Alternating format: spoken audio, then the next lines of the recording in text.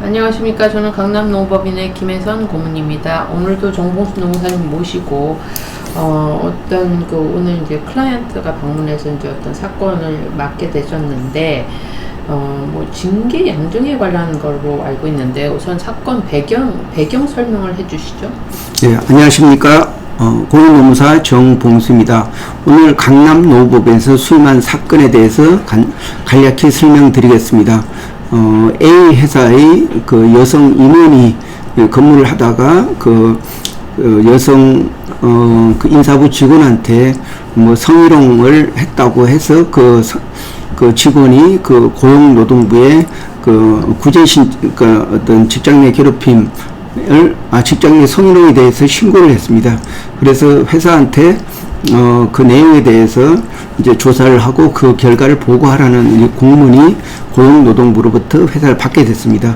근데 이에 그 회사 사장은 관련된 사건에 대해서 공인노무사를 통해서 객관적인 조사를 했는데 사실상 부사장이고 또 그 같은 여성끼리 이 입장이기 때문에 해고까지는 안 되지만은 그래도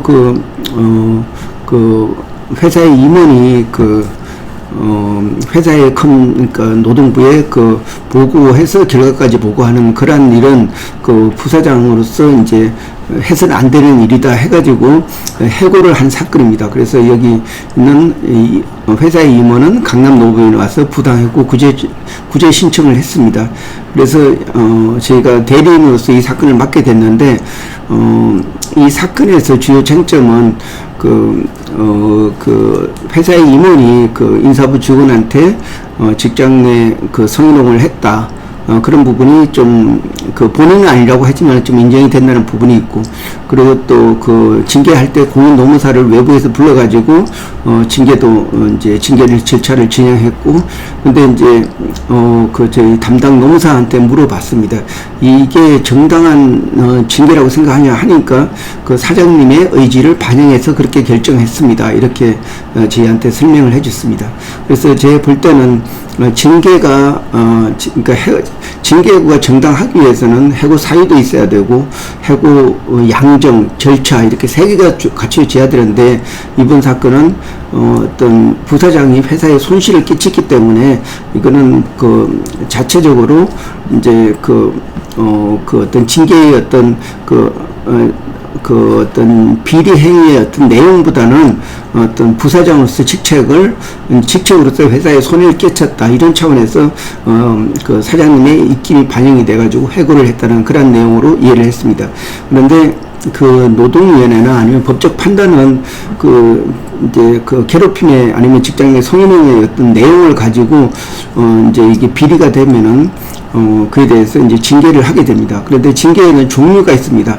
이런 경고도 있을 수가 있고, 감봉, 또 무급 정직, 또 가장 무거운 이렇게 비리인 경우에는 징계 해고도 가능합니다. 그런데 이 회사 같은 경우는 처음부터 징계 해고를 했습니다. 그래서 오늘 온 회사의 임원에 대해서 이것은 부당 해고로 판정될 가능성이 많으니까 이 사건을 맡기면 저희가 최선을 다해서 이겨드리겠습니다. 이렇게 해서 이 사건을 맡게 됐습니다. 네, 그렇군요. 근데 사실 이렇게 근무한 지 얼마 안 된 걸로 알고 있는데, 그렇게 갑자기 이제 인사부에 있는 사람한테 이제 그런 얘기를 했다고 해서 징계가 된다는 게 여러 가지 이 사건 이외에 어떤 다른 요인이 또 있을 것 같은데, 아까 말씀하신 것처럼 이게 어떤 용어를 말씀하셨잖아요. 어떤 사건이라고 규정을 할 수 있는 거죠, 이런 경우에? 이거는 직장 내 성희롱으로 인해서 이제 회사에서 이제 징계위원회를 열어서 징계를 결정하게 됐는데, 보통 이제 여기 회사의 임원은 자기는 그렇게 성희롱을 한 내용이, 성희롱을 하지 않았다. 회사에서는 피해자라고 하는 사람하고 또 참고인 조사를 해가지고 양쪽에서 똑같은 얘기가 나오니까 사실로 인정해서 이제 했고, 그런데 이제 이런 비리 행위가 있으면 징계를 해야 되는데, 이 징계의 내용이 해고로 결정됐다는 거거든요. 그래서 저희 공인 노무사가 판단할 때는 징계의 정당성을 갖추기 위해서는 징계 사유가 정당해야 되고 또 양정, 그러니까 징계의 어떤 수위, 그러니까 이 수위가 정당해야 된다는 거, 그리고 절차가 정당해야 된다는 거 이제 판단을 하고 있습니다. 그런데 본 사건에 있어서는 징계 사유하고 절차는 지켰지만은 그 부사장이라는 이유로 그 어떤 가중처벌을 한 내용이 있습니다. 그래서 이게 회사 내에서는 타당성이 있을지 몰라도 노동위원회에서는 어떤 징계의 어떤 수준, 이거를 판단할 때 너무 지나치지 않았나 그렇게 판단을 하고 있습니다. 그래서 이 부당 해고를 가져갔을 때는 회사가 이길 가능성이 굉장히, 근로자가 이길 가능성이 많다 이렇게 판단을 했습니다. 네, 그렇군요. 그러니까 징계 양정을 말씀하셨는데, 그러면 이러한 그 어떤 말을 잘못함으로써 인사부에 있는 직원한테 그거 자체가 그 성희롱이라고 규정을 해서 회사가 이제 그 이유로 내보낸 사건이잖아요. 그렇다면 그런 경우에는 회사 입장에서 예를 들어서 봉급이나 이런 거를 어떻게 처리해서 내보낸 그런 상황이 되는 건가요? 예, 이 회사에서는 이제 이 근로자에 대해서 이제 10월 한 달 동안 이제 대기 발령을 했고, 그리고 이제 징계위원회를 열어서 결국은 이제 징계를 하게 됐습니다. 근데 여기서 좀 문제는 대기 발령하는 기간 동안에 임금의 70%만 지급했습니다.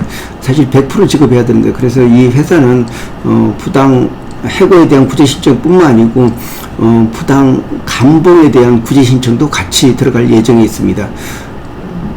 그렇군요. 그러면 그렇게 자문을 하시고, 그러면 이 사건 같은 경우는 우리 노동위원회에 우리 강남노원이 이 해고당한 임원을 대리해서 들어가는 거죠? 네, 그렇습니다. 이렇게 부당한 해고를 당했을 때는 근로기준법 28조에 보면 근로자가 부당한 해고를 당한 경우에는 노동위를 통해서 구제를 신청할 수 있다. 그리고 구제 신청할 때는 부당 해고 등을 당한 날로부터 3개월 이내에 해야 한다 해가지고 근로기준법 28조에 명시가 되어 있고, 29조는 어떻게 노동인의 조사가 이루어지고, 또 30조에서는 그 결과의 효력이, 그러니까 판정의 효력이 어디까지 미치는지, 그리고 32조는 어떤 강제 이행금 제도가 있고, 그리고 또 33조는 어떤 이제 금전 보상 이런 제도도 같이 있습니다. 네. 그리고 이제 이런 사건 같은 경우가 과거에도 많이 있었을 거고, 근데 이제 지금 사실 실제로 근무한 기간은 매우 짧겠네요. 그러면 만약에 이제 이 사건을 우리가 대비해서 이길 경우에 어떤 부당해고를 당한 임원에 대해서 그동안 못 아까 말씀하신 징계 대기 발령 동안은 70%만 받았다고 그러시고, 그러면 그거를 이제 다시 이 임원이 다시 받고, 그다음에 부당해고를 당한 기간이라든지 앞으로 계약된 기간 동안에 모든 보상을 다 받게 되는 상황이 되나요? 만약에 이길 경우에? 여기 임원은 금년 2024년 8월 1일부터 이 회사에 출근을 하게 됐습니다. 그리고 임원이기 때문에 1년 계약서를 작성하고, 그 이후부터는 양 당사자가 이의 제기를 하지 않는 이상은 계속 근로를 하는 거로 이제 정해져 있습니다. 그래서 여기에서 주요 사안은 이제 노동위원회에서 이제 구제 신청을 했을 때 그 결과물은 이게 세 가지가 있습니다. 첫 번째는 총 네 가지가 될 수 있습니다. 첫 번째는 이 부당 해고를 인정하고 그 기간 동안 임금 상당을 지급하라. 이거는 회사가 이제 근로자가 이겼을 때 이제 그런 내용이고, 그리고 또 만약에 이제 근로자가 졌을 때 하면은 이것은 이제 부당한 해고가 아니다. 그래서 이제 그걸 기각을 하게 됩니다. 이럴 때에는 근로자 청구권은 전혀 없고 단지 이제 노동위원회에 재심 신청할 수가 있습니다. 그리고 또 하나는 근로자가 이제 금전 보상을 청구할 수가 있습니다. 자기는 복직하기 싫으니까 해고 기간 동안에 임금을 이제 임금은 받고 그만두겠다 이렇게 할 경우에는 그 기간 동안 임금만 이제 주는 그런 경우도 있는데, 대부분이 좀 더 받기 위해서는 그 금전 보상이 아니고 이제 어떤 합의서를 작성해서 앞으로 남은 8개월 동안 일할 수 있는 기간, 그리고 이게 부당한 해고이기 때문에 그 기간 임금 상당한 그 금액 이걸 고려해가지고 예를 들어서 좀 이제 부당해고 구제 신청했던 기간이 4개월이면 4개월 플러스 앞으로 10개월 정도 더 남았기 때문에 그 받을 수 있는 금액, 그래서 추가적으로 한 3개월치 더해 가지고 한 7개월로 이제 합의한다든지 이렇게 이런 방법도 가능합니다. 그리고 또 만약에 이 사건에서 각하가 되는 경우도 있습니다. 각하는 여기 회사 임원이기 때문에 근로자가 아닌 경우에는 이 사건이 각하가 됩니다. 왜냐하면 근로기준법의 청구는 근로자만이 가능한데, 여기서 말하는 임원은 또 근로자가 아닌 순수 사용자일 경우에는 이게 각하가 될 수가 있습니다. 네, 앞으로 이 좋은 결과를 위해서 우리 강남 노무법인이 애쓰실 것 같은데 좋은 결과가 나기를 기대하겠습니다. 예, 고맙습니다. 앞으로 이러한 사건은 많이 발생할 수가 있습니다.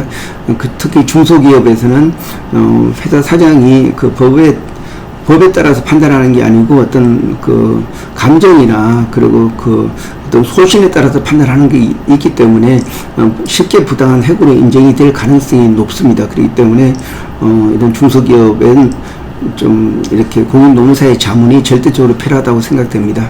네, 말씀 감사합니다. 네, 고맙습니다.